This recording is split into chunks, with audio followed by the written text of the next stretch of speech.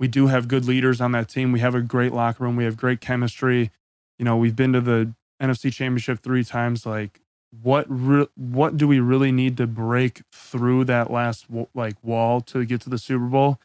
And I think it's just like the consistency of staying ourselves like for a longer period of time. Cause like we come out hot, we win those close games, yada yada, and then we get like towards the end of the season and we're just like, man, fuck this. Like, but like we're a 13-3, 14-3 football team. Like that's our identity. Like we're a winning football program. Like, why do we get like down on ourselves like as like time progresses or like the weight of the season gets on us? Like that's not us. So me like sitting back and like noticing that last year, like when I was hurt, I stayed there the whole time. Like rehabbed in Green Bay, did my surgery in Green Bay. I got to see that. And what was hard was like we stopped being ourselves later on in the season. So I think just like the consistency of being ourselves and like staying true to us for a longer period of time, I think that is where like is going to take the next step. And if I notice that, like it would be I'm a fool if I don't like say something or like bring someone with me. Because a lot of those guys like are big time guys and big name guys and leaders of our locker room that also need someone to rely on, because like they're relied upon for a bunch of other people, but they need someone. And like if that's like my role, like in the locker room, is to like be there for like, you know, the captains of the team or the, you know, the leaders of the team, like, and I notice that, like, that's what I want my role to be. Like if, you know, those types of guys need someone to come to talk to, and me to share a positive light on a bad situation, or like the pads on a Wednesday, like I'll be the positive vibe. Like I'll smile and like, you know, help. Guy. That's fine. But like at the end of the day, like you also know what I'm going to do when we put the, you know, pads on when we get to Sundays, like, you know, but off the field, I can be that person for you. I was going to ask, how do you see your role kind of shifting now that you've kind of established yourself like as a Green Bay Packer, and you guys got a lot of pieces that's been around the franchise for a long time?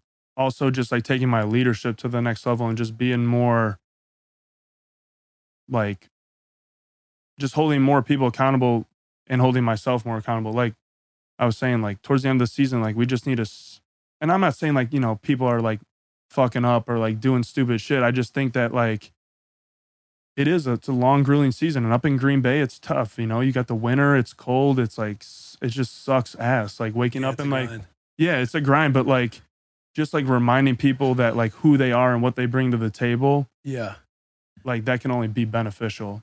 And I think that just reminding everyone and bringing the longevity of like positivity and like leadership and, you know, enthusiasm or whatever, just kind of just bringing it longer, just a couple more weeks. Right. Well, I also think too, like you kind of get to understand that perspective because you weren't like in the, like say December, like you're sitting there, sitting back, you're getting rehabbed and everything else, you're kind of seeing it. It's, you know, you get it. Like when you're in it, it's just a fucking grind. You don't even notice.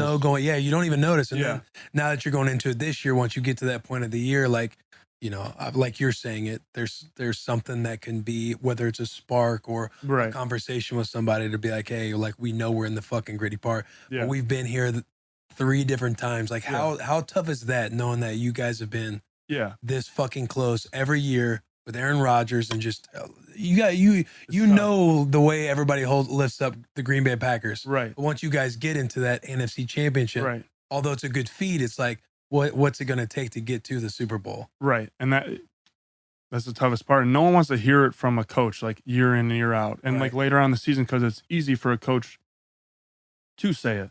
Like, hey guys, like we got to do this and we got to do this. Like, well, you're not in the, like you're a part of it, but you're not like in it. So it's like, for me, like you said, I got to sit back and like be like in the coach's like situation where like I'm just seeing everything develop, and you can kind of see how coaches might be moving that way. It's like, I can see why they're trying to do it like this. Right. And just kind of, you see, that's where it comes in for the player ownership.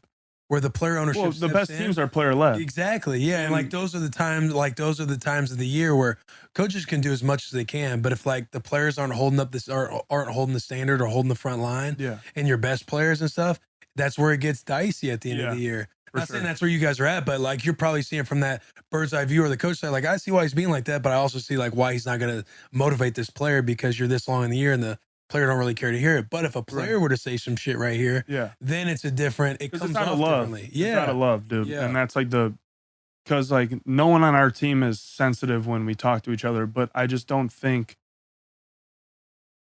enough, like, I think this is across the league and not enough players like talk and like motivate each other because they're like worried about their, their own process or their themselves and stuff like that. And we're such a close, knit group up there because there's nothing else to do but to hang out with each other.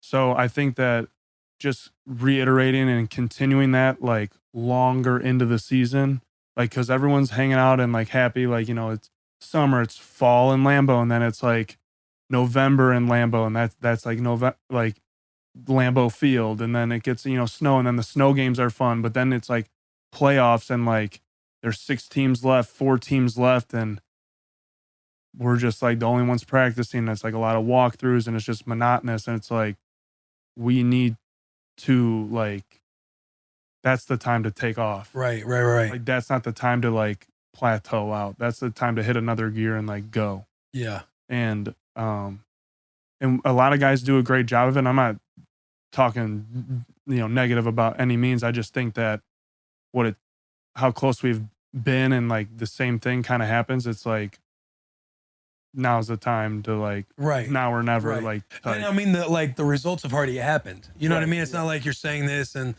it's like, this is what we've done wrong and we're shitty at this. It's results have happened and you've made it certain lengths each year. Yeah. And it's like, what are we looking at? Cause you have to be able to self-evaluate. Right. And you're just giving a perspective on like, here's some things I think going into next year that I might be able to do within my role. And that's like a great way to put it is like, I got to, again, like view it as a different perspective, like not only myself, but like the team. And I'm very